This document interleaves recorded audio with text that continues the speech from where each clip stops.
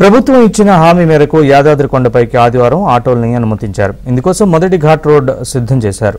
2 ఏళ్ల తర్వాత ఆటోలను కొండపైకి అనుమతించడంతో ఆటో కార్మికులు ఆనందం వ్యక్తం చేశారు. ఆలయం ఉద్ఘాటన తర్వాత సుమారు 257 మంది కార్మికులు జీవనోపాధి కోల్పోయారు. గత ప్రభుత్వంలో కొండపైకి ఆటోలు అనుమతించాలని ఆటో కార్మికులు సుదీర్ఘకాలం ఆందోళన చేశారు. డిసెంబర్లో జరిగిన ఎన్నికల్లో కాంగ్రెస్ పార్టీ కొండపైకి ఆటోలను అనుమతిస్తామని హామీ ఇచ్చింది. కాంగ్రెస్ పార్టీ అధికారంలోకి రాగానే ఆలేరు ఎమ్మెల్యే ప్రభుత్వ విప్ బీర్లా ఐలయ్య కార్మికుల సమస్యలను సీఎం రేవంత్ రెడ్డికి విన్నవించగా సానుకూలంగా స్పందించారు. ప్రభుత్వ ఆదేశాల మేరకు ఈరోజు జిల్లా కలెక్టర్, డీసీపీ, ఆలయ ఈవో ఆధ్వర్యంలో ఎమ్మెల్యే బీర్లా ఐలయ్య శ్రీ స్వామివారి పాదాల వద్ద పూజలు చేసి జెండా ఊపి ఆటోలు ప్రారంభించారు.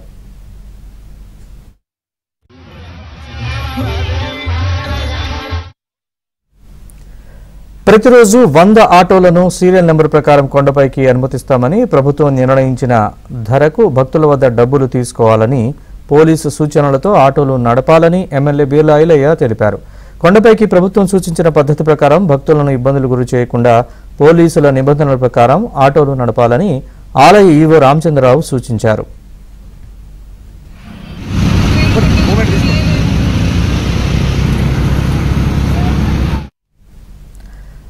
ప్రధాన ఆలయం ఉద్ఘాటన తర్వాత గత ప్రభుత్వం కొండపైకి ఆటోల్ని నిషేధించింది. కొండపైకి ఆటోలను నిషేధించడంతో కార్మికులు జీవనోపాధి కోల్పోయారు.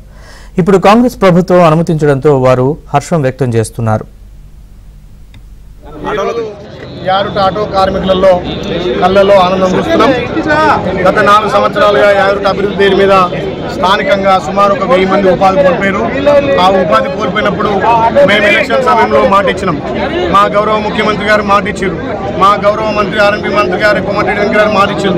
ప్రతిపక్షంలో ఉన్నప్పుడే మా గౌరవ ఐటీ మంత్రి గారు దుద్దిల్ల శ్రీధర్ బాబు కూడా ఆటో కార్మికులు రోడ్డు పాలయ్యారు, వాళ్ళకి అనుమతి ఇవ్వమని చెప్పి అసెంబ్లీలో కొట్లాడినా ఉన్నటువంటి ప్రభుత్వం అనుమతించలేదు. ఇక్కడ స్థానికంగా ఉన్నటువంటి ఎమ్మెల్యే గారు కానీ వాళ్ళకు చెవున పట్టలేదు. కాబట్టి మా ప్రభుత్వం రాగానే మొదటగా ఆటో కార్మికులు సుమారు 300 కుటుంబాలను ఆదుకుంటామని మాట ఇచ్చి ఈరోజు కొండపైకి అనుమతించడం, దానికి ఉన్నటువంటి ఎండోమెంట్ మినిస్టర్ మా అక్క కొండ సురేఖక్క గారు కూడా గౌరవ ముఖ్యమంత్రి సానుకూలంగా స్పందించి ఈరోజు అనుమతి ఇచ్చినందుకు వాళ్ళకు మా కొండ ఇక్కడ ఈ ప్రజల ప్రాంత పట్ల అదేవిధంగా ఆటో కార్మికుల పట్ల ప్రత్యేక ధన్యవాదాలు తెలియజేస్తూ, ఇవాళ నిన్న ఒక కాంట్రాక్ట్ వేసి ఆయన మనిషికి రాదని చెప్పి 3 సార్లు టెండర్ను వాయిదేసింది. మరి దేనికోసం టెండర్ పెట్టినావు, దేనికోసం వాయిదేసిన అడిగితే ఆయన పనిచేసిండు అంటాడు. అంటే టెండర్ పెట్టక ముందుకే పనిచేసిండా? అంటే ఈ రకంగా 70% నిధులను గణపతి రెడ్డి ఇంటికే పోయినాయి. ఇలా గణపతి రెడ్డి మీద జ్యుడిషియల్ ఎంక్వైరీ చేయాలి, ఆయన తిట్టిన సొమ్మంతా కక్కియాలి. ఇక్కడ వైటీడే పేరు మీద కలకుంట్ల కవితకు 50% షేర్ ఉంది. 50%లో జగదీశ్వర్ రెడ్డి గారికి, అదేవిధంగా స్థానిక ఎమ్మెల్యేకు, ఈఎన్సీ గణపతి రెడ్డి గారికి వాటా ఉంది. కాబట్టి యారుట పూర్తిగా సర్వనాశనం చేసి ఇక్కడ ప్రజల సొమ్మును దాచుకున్నారు.